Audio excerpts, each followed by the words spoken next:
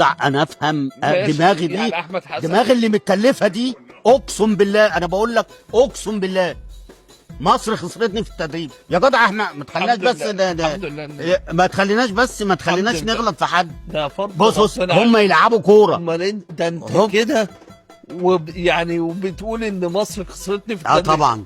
وانت دربت طنطا. امال لو انت خدت بطوله كنت هتعمل فينا ايه بقى؟ قول لي لو انت بتدرب وخدت بطوله كنت هتعمل فينا ايه؟ امال حسن شحاته ده هنعمل فيه ايه بقى؟ ده واخد افضل واحد من ترتيبه التاسع فتره من الفترات على مدربي العالم وبيتعامل مع الناس عادي.